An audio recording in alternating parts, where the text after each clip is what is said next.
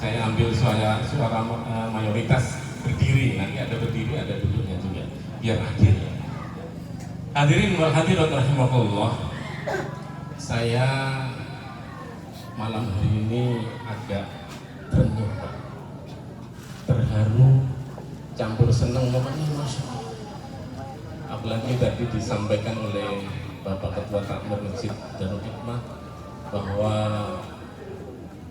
acara semacam ini atau Mau'idatul Hasanah dalam rangka peringatan Maulid ini baru perdana, Pak Haji ya. Masya Allah. Dan mudah-mudahan energi positif, keberkahan acara malam hari ini, mungkin kita semua berharap mudah-mudahan ini membawa kemakmuran Masjid Darul Hikmah. Amin ya Rabbal.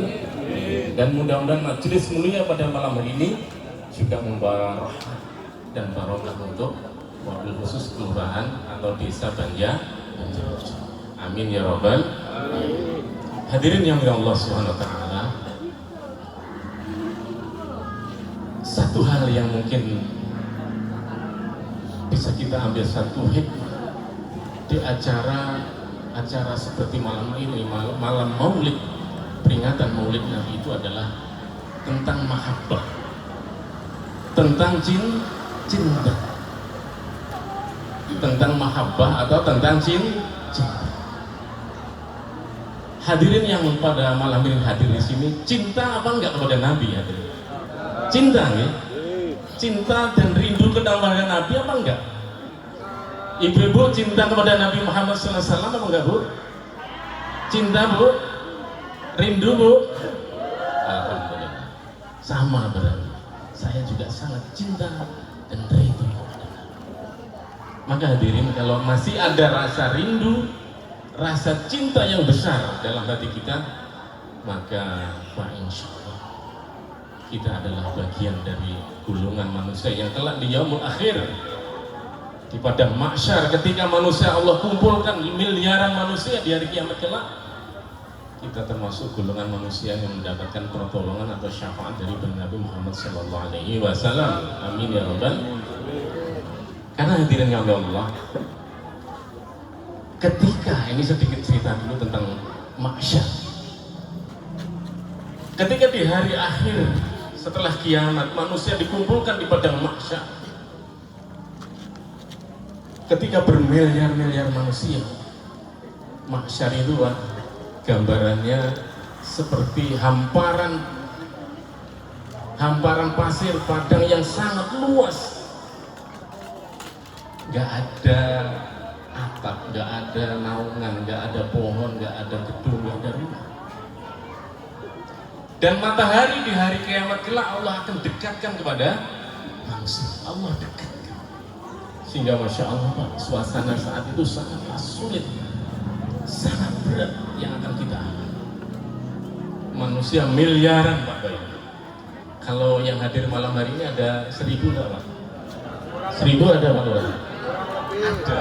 Belakang sana berapa ibu? 900 kira ya.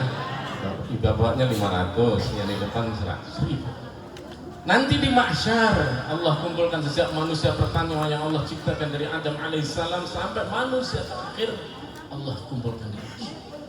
Dan pada saat itu manusia menunggu keputusan, apakah dia ahli surga.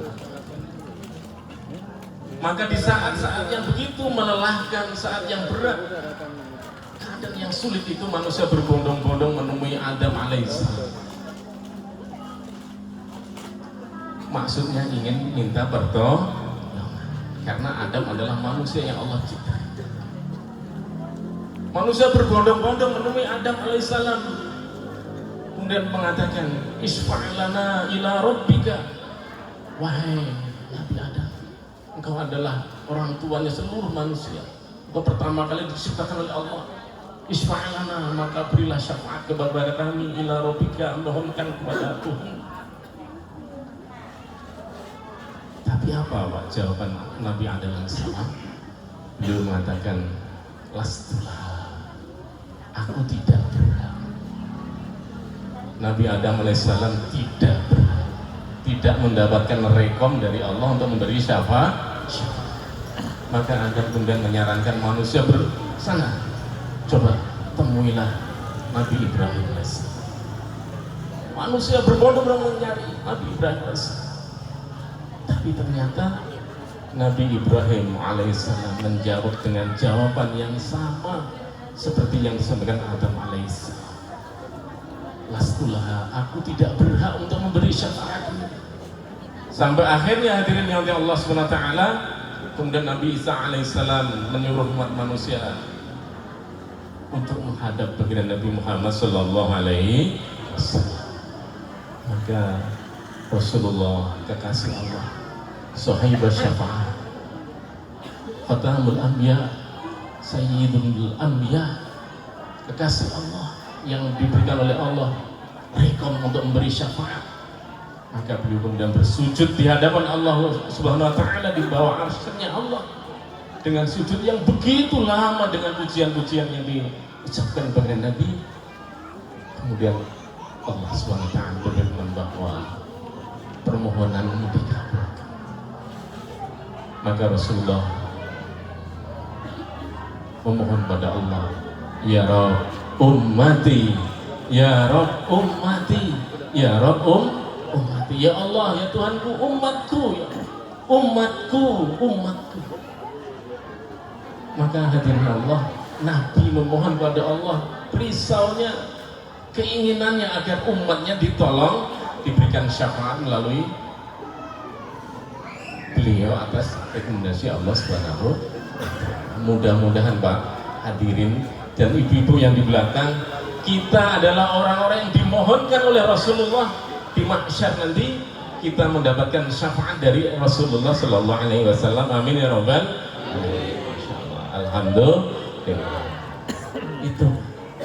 Jadi maka, masya Allah, majelis malam ini Pak, mohon maaf betul, ini adalah majelis yang sangat karena di dalamnya hadirin Allah kita diingatkan kembali, dibacakan kembali tentang perjalanan Nabi, perjuangan beliau, atau sering kita dengar tentang sirah nabawiyah, sejarah Nabi. Kita diingatkan kembali sehingga tumbuhlah, kuatlah kembali keimanan kita, keyakinan kita kepada baginda Nabi Muhammad sallallahu alaihi wasallam. Dan dalam majelis ini juga hadirin Allah muncul lagi mahabbah kita, cinta kita tumbuh lagi, bersemi kembali, yang sudah ada semakin subur, semakin besar mahabbah kita kepada Rasulullah sallallahu alaihi wasallam. Cinta, apalagi tadi dengan makhluk yang rindu semakin membara dalam hati. Dan dalam majelis-majelis seperti ini hadirin Allah, kemudian kita akan tergugah, termotivasi, muncul semangat untuk ittiba kepada baginda Nabi Muhammad sallallahu alaihi wasallam, mengikuti, mencontoh bahwa Rasulullah adalah uswatun hasanah. Sebagaimana yang Allah firmankan dalam surah Ahzab ayat ke-21 yang dibacakan oleh korek kecil tadi, Allah berfirman, a'udzu billahi minasyaitonir rajim, bismillahirrahmanirrahim, laqad kana lakum fi rasulillahi uswatun hasanah liman kana yarjullaha wal yawmal akhir wa dzakarallaha katsiran. Ayat ini Pak, ayat ke-21 dalam surah Ahzab ini, kalau menurut tafsir Ibnu Katsir, ulama tafsir, ini ayat yang menegaskan, memerintahkan kepada kita agar apa? Agar kemudian kita ini menjadikan Rasulullah sebagai uswatun hasanah. Ada yang namanya uswatun hasanah, Bu? Ada yang namanya uswatun hasanah? Ada, alhamdulillah. Yang jilbabnya merah kayaknya, suaminya juga hadir. Alhamdulillah, masya Allah. Suri tauladan, uswatun hasanah itu suri tauladan kebaikan. Mudah-mudahan yang namanya uswatun hasanah orangnya baik Bu ya. Baik apa enggak Bu? Alhamdulillah. Tapi terkadang nggak baik juga. Kalau yang nggak baik, kalau diingatkan kembali bahwa uswatun hasanah itu suri teladan kebaikan. Maka hadirnya Allah, momentum Maulid Nabi dengan wasilah acara Mauidhatul Hasanah, pengajian kurban ini adalah agar kita kemudian ada semangat lagi, Pak. Ada motivasi baru, energi baru, semangat baru agar kita ingin menjadikan Rasulullah sebagai uswatun hasanah, sebagai suri tauladan. Jadi kalau suri tauladan ini harus dicontoh apa dibiarkan saja, Pak? Dicontoh. Kebaikan itu dicontoh apa dilihat saja, Pak? Maka keteladanan, uswatun hasanah itu harus dicontoh. Yang baik itu harus dicontoh. Maka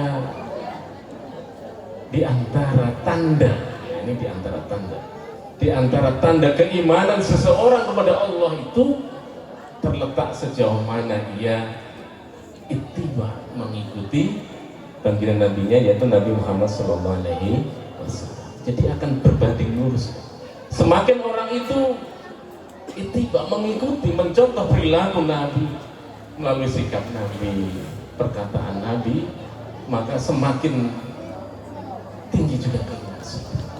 Semakin orang itu jauh dari ittiba, mengikuti jalan Nabi, jauh mengikuti sunnah Nabi, jauh dari perilaku Nabi, jauh dari amalan Nabi, maka akan mencerminkan bahwa rendahnya keimanan seseorang. Saya kalau boleh tanya ini ke hadirin, bapak-bapak boleh jawab, boleh jawab, atau ibu-ibu dulu kali Pak ya tanya. Ibu-ibu, saya boleh tanya Bu, Nabi Muhammad itu sabar enggak Bu? Benar. Nah, bapak-bapak, Rasulullah Muhammad itu sabar enggak Pak? Sabar. Rasulullah sabar. Maka kita perlu sabar enggak? Ibu-ibu, kita harus sabar enggak Bu? Harus sabar. Karena Rasulullah memberikan contoh kesabaran. Jadi dalam kisah, dalam sebuah kisah yang hadis yang sahih itu, Rasulullah itu gini Pak. Kalau suatu saat Rasulullah bertanya kepada istri beliau Aisyah radhiyallahu anha, wahai istriku Aisyah, satu saat ini pagi-pagi Rasulullah bertanya, wahai Aisyah, adakah makanan untuk yang saya bisa makan? Ini satu contoh. Ternyata di rumah Nabi nggak ada makanan, nggak ada. Kemudian istri beliau Aisyah radhiyallahu anha menjawab, wahai Rasulullah, kita nggak ada makanan yang untuk dimakan. Kemudian Rasulullah menimpali menjawab ucapan istri beliau Aisyah itu dengan mengatakan, fa inni shaim. Oh, kalau begitu saya berpuasa.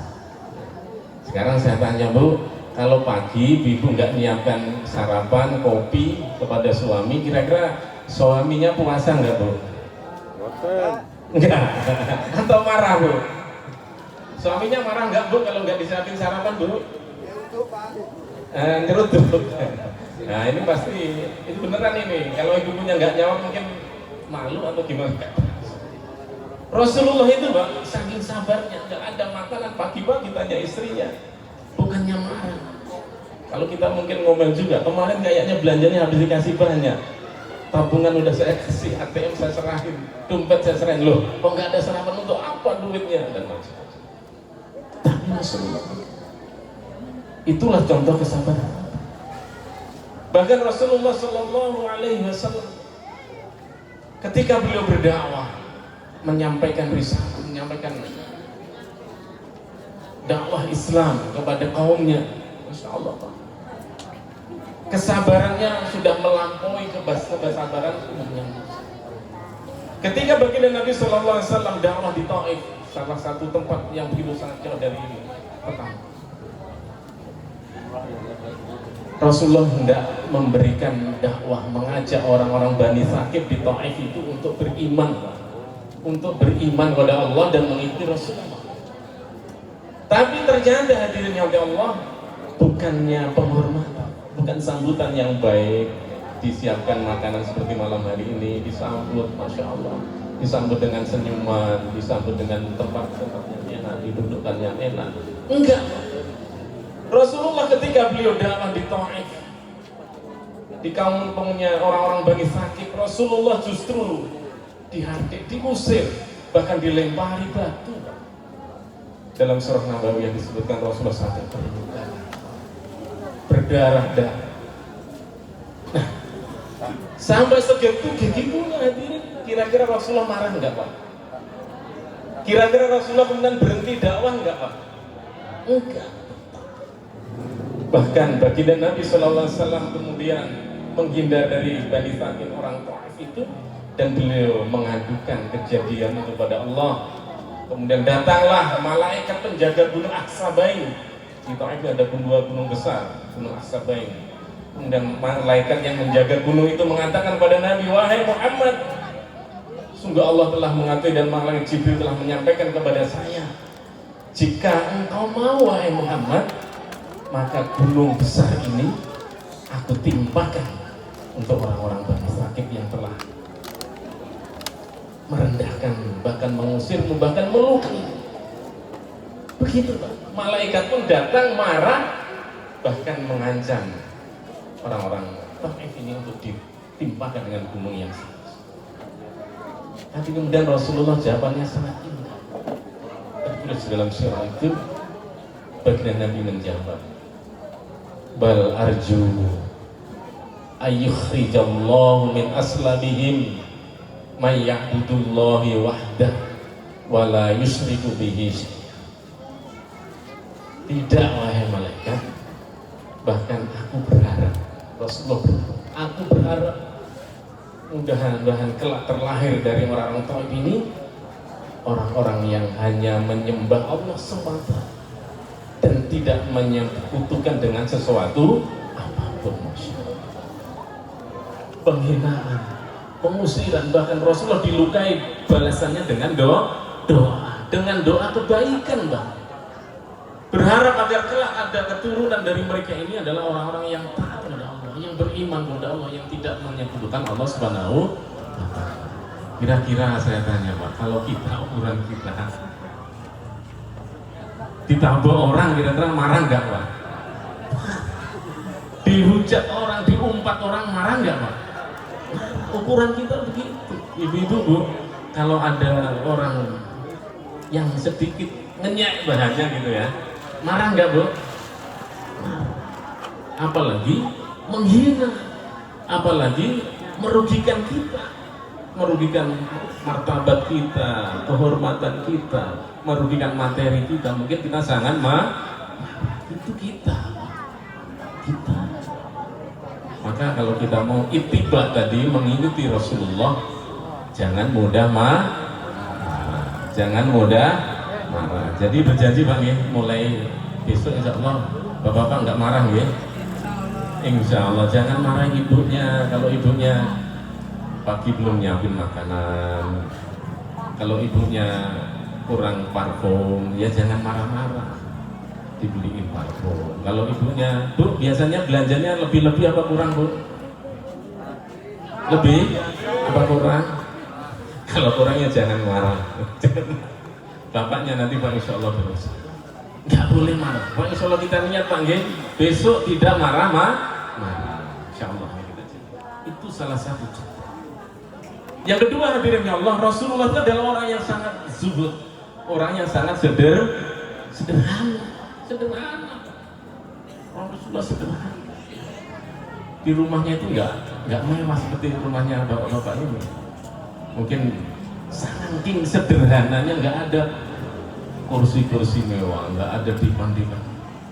Sesampainya hadirin ya Allah, suatu saat sahabat beliau Umar bin Khattab bertamu ke kediaman Nabi. Umar bin Khattab itu kan sahabat, Pak. Sahabat dan mertua Nabi, bapaknya Hafsah. Umar bin Khattab datang ke rumah Nabi, ke rumah mantunya, gitu kan. Sekalian hadir sopan ke kediaman baginda Nabi Muhammad Sallallahu Alaihi Wasallam. Ternyata apa yang dilihat oleh Umar, hadirin, ketika Rasulullah baru saja istirahat tidur, beliau masih ada bekas, Pak. Di punggung Rasulullah masih ada bekas-bekas tempat tidurnya, yaitu hamparan daun kurma yang dianyam itu masih membekas. Masya Allah. Di punggung yang mulia ada bekas anyaman daun kurma tempat tidur. Maka Masya Allah hadirin, Umar bin Khattab langsung menangis. Umar bin Khattab nangis kebayang kemana-mana. Masya Allah, beliau ini orang mulia, kekasih Allah, pilihan Allah, pemimpin umat, segitunya. Maka kemudian Rasulullah bertanya kepada Umar, kenapa engkau menangis Umar? Umar bin Khattab menjawab, ya Rasulullah, saya berpikir engkau adalah orang yang mulia, kekasih Allah, pemimpin. Segitunya ya Rasulullah. Apakah kau gak minta kepada Allah untuk diberikan harta yang melimpah, kekayaan dunia? Sedangkan kata Umar bin Khattab, Kaisar Romawi, penguasa Persia, mereka hidup dengan kemewahan, tidur di mahliga, kasur yang indah, dengan kemewahan duniawi yang luar biasa itu. Engkau bagaimana ya? Maka Rasulullah pun menjawab ungkapan Umar bin Khattab itu, wahai Umar, ketahuilah kelak di akhirat kita akan mendapatkan lebih dari itu. Pak, Rasulullah itu sederhana, zuhud, bukan gak punya. Pak, Rasulullah sebenarnya kaya, bukan orang gak punya. Rasulullah itu orang kaya, tapi dia tidak hubud dunia, tidak hubud dunia. Bahkan beliau itu setiap peperangan mendapatkan al-khumus, 1/5, dan itu pun jatah beliau itu dibagikan kepada fakir. Bagi-bagi. Jadi Rasulullah kalau dapat rezeki dia bagi habis sampai begitu. Jadi kalau Rasulullah pemimpin umat begitu Pak Rasulullah. Kalau sekarang pemimpin umat zuhud enggak Pak? Sumut apa zuhud? Sumut. Bahkan kurang, yang gajinya berapa ratus juta kemarin, tunjangannya berapa? Masya Allah, saya lupa, nggak bisa ngitung. Itu aja masih ada yang korupsi. Na'udzubillah semana. Begitu. Jadi bapak-bapak sekalian yang Allah, ibu-ibu yang Allah, sekarang ini mohon maaf, jadi terkadang terlalu cintanya kita kepada dunia, dunia yang berlebihan, sudah banyak, sudah berlebih, tapi masih kurang. Kita kurang nggak kira-kira? Pengen kurang juga, pengen banyak apa pengen dikit Pak? Pengen cukup, pengen banyak tapi kemudian disedekahkan juga kita masalah. Jadi kalau yang kita lihat tiap hari kita disuguhin dengan fenomena di Indonesia, negeri kita itu, Masya Allah, prihatin juga. Jadi yang mengambil duit rakyat ini kan susah. Masya Allah, kita terkadang untuk mendapatkan penghasilan 25.000, 50.000, terkadang dapat, terkadang enggak. Tapi justru yang dapatnya miliaran masih tega mengambil uang Masya Allah. Itu harus kita ingatkan nih Pak. Kita harus mengingatkan, tapi dengan cara-cara yang cara yang baik, tidak dengan merusak. Jadi kalau di Banjarjo nggak ada demo merusakan Pak Lurah nih. Di Lampung aman, Metro aman, Lampung Timur aman, kemarin skala provinsi Lampung juga aman, nggak anarkis. Tapi koreksi ataupun protes ataupun demonstrasi boleh saja. Karena dulu hadirin oleh Allah, ketika zaman para sahabat, ada sahabat yang sangat tegas dalam mengingatkan para pemimpinnya waktu itu. Sahabat itu adalah Abu Dzar Al-Ghifari, sahabat yang sangat terkenal dengan kesuhudannya. Beliau pernah menantang dan mengingatkan Muawiyah bin Abi Sufyan ketika dia berkuasa di Syria. Begitu, boleh menyampaikan kritik, boleh menyampaikan pendapat yang konstruktif, itu boleh. Maka hadirin Allah, Rasulullah itu orang yang sangat jadi terkadang kita ini nggak tahan suhud. tetangganya, kawannya, saudaranya beli ribuan baru, motor baru, gelisah. Wah, kita nanti kalau arisan keluarga, mesti pulang, adik kita aja yang baru, ini udah punya ini, masa kita nggak punya ya? Bingung ayahnya, jadi gimana caranya? Ada nggak Pak yang kayak gitu? Ada. Berlomba-lomba untuk kehidupan dunia, berlomba-lomba untuk kemewahan, untuk uang dan sebagainya. Jadi kita itu terkadang tidak mampu nahan. Sunnah susah nah. Kita senang suka amalan itu sunnah, suka berlomba-lomba. Temannya punya mobil baru gelis, temannya habis beli tanah juga bingung Pak. Sehingga saking bingungnya, saking gelisahnya, akhirnya menghalalkan segala cara. Yang haram halal dihantam, halal haram dihantam. Itu jahat. Na'udzubillah. Rasulullah Shallallahu Alaihi Wasallam beliau mengajarkan langsung, kaya monggo silakan, jadi saudagar monggo silakan, banyak harta silakan, tapi kemudian manfaatkan untuk orang-orang yang lemah, untuk maslahat agama. Itu hadirin yang dirahmati Allah Subhanahu Wa Taala. Kemudian contoh yang lain, Rasulullah Sallallahu Alaihi Wasallam adalah orang yang sangat sungguh-sungguh dalam beribadah. Sungguh-sungguh. Rasulullah itu kalau sholat sunnah qiyamul lail itu enggak tahajud 2 rakaat, witir 1 rakaat atau witir 1 rakaat saja, Pak. Lama, saking lamanya, seperti yang sering kita dengarkan Rasulullah sholatnya sampai kakinya, sehingga ditegur oleh istri beliau, ya Rasulullah, bukankah Allah telah menjamin, mengampuni dosa yang telah lalu dan yang akan datang? Kenapa engkau mau berbuat seperti ini, wahai Rasulullah? Sampai kasihan Pak istrinya melihat Rasulullah sungguh-sungguh dalam ibadah. Tapi jawaban baginda Nabi apa? Beliau mengatakan, afalam aqulu 'abdan syakura. Apakah aku tidak boleh untuk menjadi hamba yang bersyukur? Jadi bukti syukur kita pada Allah atas nikmat dan karunia yang luas itu dengan beribadah yang sungguh-sungguh. Masya Allah, terus. Nah, itulah hadirin Allah yang dimaksud bahwa majelis-majelis seperti ini adalah sarana untuk mengokohkan kembali motivasi kita, membangkitkan semangat kita untuk ittiba atau mengikuti baginda Nabi Muhammad Sallallahu Alaihi Wasallam. Jadi kita lihat besok kira-kira Pak Haji, Ketua Takmir, kira-kira masjid kita ini besok subuh sholat jamaahnya rame nggak kira-kira begitu ya? Sholat jamaahnya rame nggak gitu ya? Amin ya Rabbal Alamin. Ibu-ibu pengajiannya rame nggak kita lihat? Kalau rame, kalau semakin makmur masjid kita, Pak, insya Allah kita sukses di acara pada malam hari, karena kita bisa meningkatkan keimanan kita dan meningkatnya kesungguhan kita untuk mengikuti baginda Nabi Muhammad Sallallahu Alaihi Wasallam. Kemudian hadirin ya Allah yang juga yang akan kita dapatkan, yang ingin kita raih dari hikmah Maulid atau peringatan Maulid dengan Mau'izatul Hasanah ini adalah bagaimana mahabbah kita kepada Nabi itu bukan hanya dipikir saja. Cinta kita kepada Rasulullah itu bukan cinta apa? Cinta bohongan atau cinta palsu. Saya boleh tanya Bu, kalau orang cinta itu tandanya bagaimana Bu?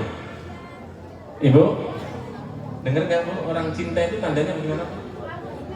Selalu ingat. Lagi apa? Ada lagi? Rindu, Masya Allah. Ingat rindu. Bapak nambahi. Tadi tanda orang cinta itu selalu ingat dan rindu. Tambahannya apa? Tanda orang cinta apa?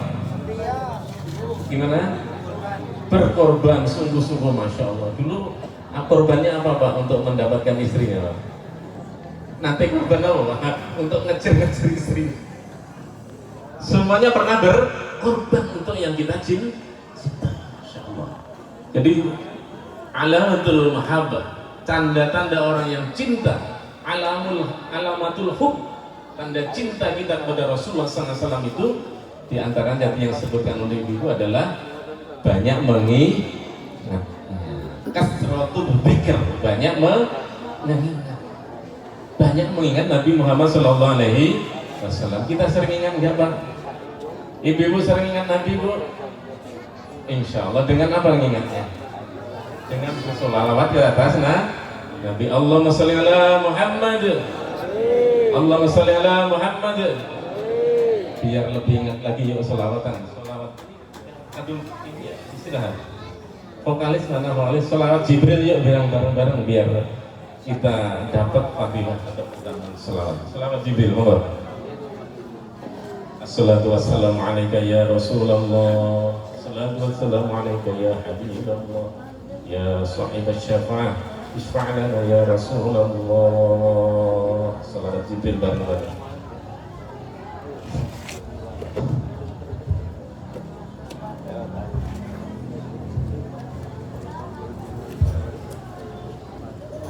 Sambil minum jangan lagi.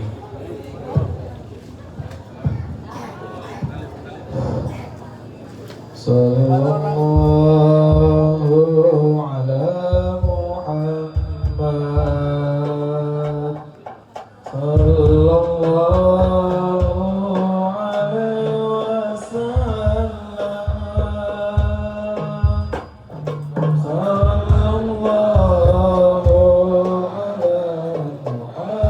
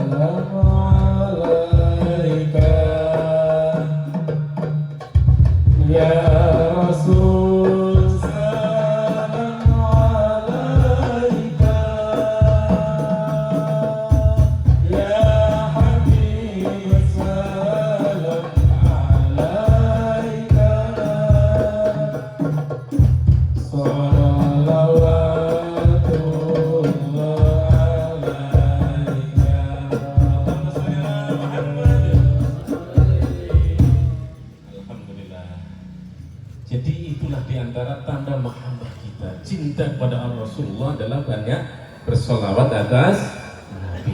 Bersolawat atas Nabi. Hadirin ya Allah, benar yang dikatakan ibu tadi. Orang itu kalau mencintai seseorang, lagi jatuh cinta, apa bucin kata sekarang ya, jadi budak cinta, maka dia akan banyak mengingatnya. Kasratul dzikr, banyak mengingatnya, menyebutnya, bahkan sering sering ngasih pesan.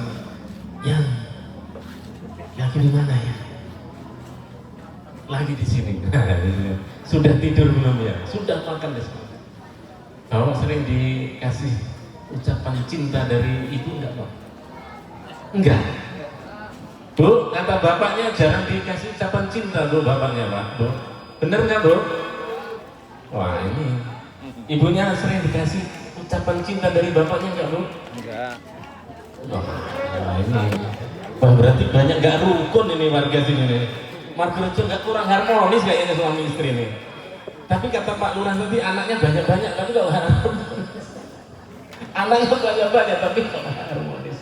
Jadi ibu, saya ingatkan bu, kalau bapak ibu cinta, sayang kepada bapaknya, suaminya, tolong sering dikasih ucapan cinta. Ayah di mana?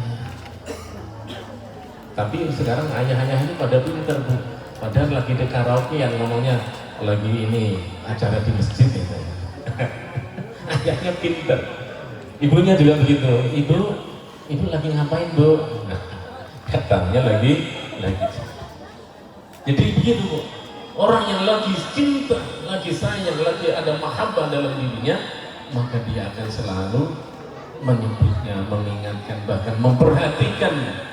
Dan selebihnya yang disampaikan bahwa tadi bahwa tanda mahabbah, tanda cinta atau alamatul hub itu adalah adanya keridhaan, ridho.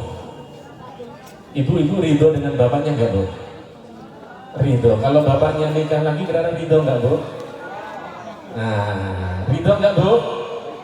Kalau suaminya nikah lagi ridho enggak bu? Nah berarti enggak sayang, berarti enggak cinta ini, berarti ini enggak ridho ini. Ridho dengan catatan katanya, ridho dengan syarat-syarat tertentu, ketentuan berlaku katanya. Oh cerdas ini berarti. Jadi ridho kepada kasih itu juga alamatul hub, tanda orang cinta kepada kekasihnya. Ridho. Contohnya, oh bulan ini, minggu ini ternyata rezeki yang Allah berikan melalui suami saya yang banyak. Ya kita ridho istri kita. Jangan nuntut terus bu, pengennya banyak terus. Bahasanya ibu-ibu biasanya pengennya banyak terus, pengen yang baru. Kalau diajak ke tempat belanja, wah habis duit bu ya, habis duit karena pengennya yang baru. Maka kita berlatih itu. Begitu juga bahwa kalau istri kita mungkin lelah, capek karena banyak pekerjaan. Ibu itu kan yang paling capek Pak. Dari pagi suami belum bangun, ibu sudah bangun dulu. Betul bu? Kalau bapak yang bangun duluan ibu atau bapak-bapak ini biasanya? Bapak-bapak bangunin ibu gitu maksudnya? Atau ibu yang bangunin bapaknya? Kalau di Banjarjo yang bangunin bapaknya ibunya atau bapak bangun ibunya? Bapaknya. Jadi kalau orang lagi istirahat, istri kita mungkin lelah capek, ya enggak, suami harus ridho. Oh istri saya lagi lelah, lagi capek mungkin. Jadi jangan kemudian kurangnya pemberian pelayanan istri, kurang sempurnanya pelayanan istri kepada suami itu juga harus kita maklum. Pun sama kurangnya banyaknya penghasilan atau nafkah suami. Oh bulan ini kok dagangnya agak sepi dikit, ya kita ridho, kita terima. Oh istri kita ini semakin tua kok semakin cerewet Pak ya, ngomongnya semakin kemana-mana. Kita juga harus ridho, ikhlas. Karena kalau kita nyari yang baru pun belum tentu lebih baik dari yang lama. Itu tanda itu. Jadi orang yang cinta, mahabbah kepada Rasulullah SAW, maka juga harus ada rasa ridho dalam diri. Ridho dari mana? ridhonya adalah kita ikhlas mengikuti ittiba kepada baginda Nabi Muhammad SAW. Meskipun itu terkadang berat, Pak. Melaksanakan sunnah Nabi itu terkadang berat, Pak. Contohnya tadi orang yang mau sabar aja juga berat, menahan amarah juga berat. Orang mau bersodakoh dengan sodakoh terbaik juga berat. Masya Allah. Maka kalau sudah ridho, ada makom ridho dalam diri kita, rasa ridho bahwa ini adalah hidup pada Nabi, ittiba pada Nabi, maka Pak, insya Allah yang berat-berat dalam kebaikan itu akan terasa sodakoh. Misalkan ini ada acara maulid Nabi, peringatan maulid, ada mau'idotul hasanah, tabligh akbar, pengajian, biasanya ada yang keliling menyampaikan, Pak, insya Allah kita akan takmir mengatakan ada peringatan maulid, budgetnya segini. Wah, ini karena hormat kepada Nabi, hormat kepada manusia yang kelak akan kita harapkan memberi syafaat kepada kita, dan ini adalah keberkahan, rahmat yang bercurah-curah. Maka yaudah, saya sumbang ini 10 juta gitu. Ada yang nyumbang 10 juta nih Pak panitia? Ada. 5 juta? Ada. Jadi keridhaan kita adalah sama, bukan hanya ridho dalam ucapan, bahkan ridho untuk berikhlas, ridho untuk mengeluarkan harta, ridho untuk mengeluarkan materi yang kita miliki. Bahkan keridhaan kepada Nabi itu adalah sampai berkorban jiwa dan raga. Siap kira-kira? Siap badannya? Siap, alhamdulillah. Jadi begitu Pak, Rasulullah SAW dengan para sahabatnya itu Masya Allah. Ada kisah ini Pak, sangat heroik sekali. Jadi kalau kita mau meniru-niru, ini sebagai kajian bahwa sahabat itu puncak keridoannya sangat luar biasa kepada Rasulullah. Suatu saat ketika perang berkecamuk, perang besar antara kaum muslimin dan orang kafir di medan Uhud, perang Uhud namanya, itu banyak sahabat yang gugur di medan. Ada satu pahlawan yang sangat terkenal di medan Uhud itu namanya Mus'ab bin Umair, sahabat Mus'ab bin Umair.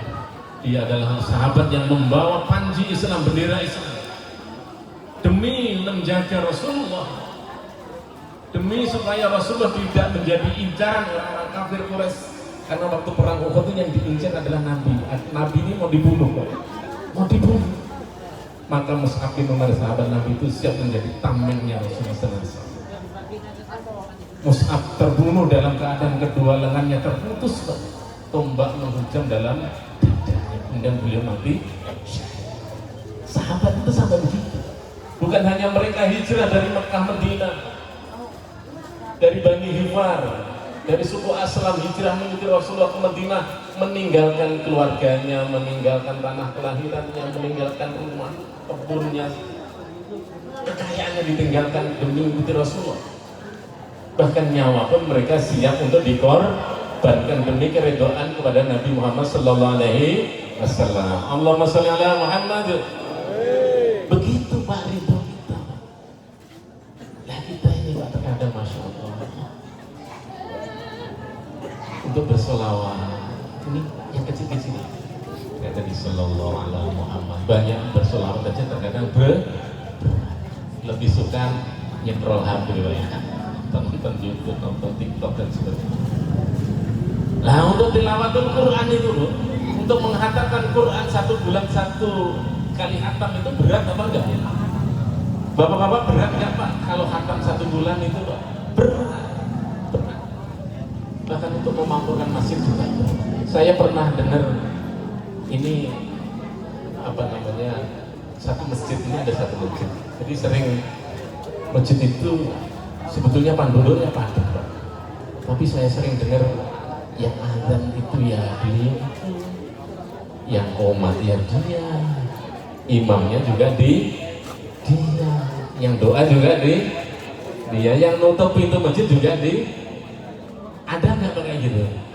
Ada, tapi bukan masjid ini kali ya, bukan masjid apa yang lupa saya, Darul Imam ya. Ini kisah yang jauh di sana.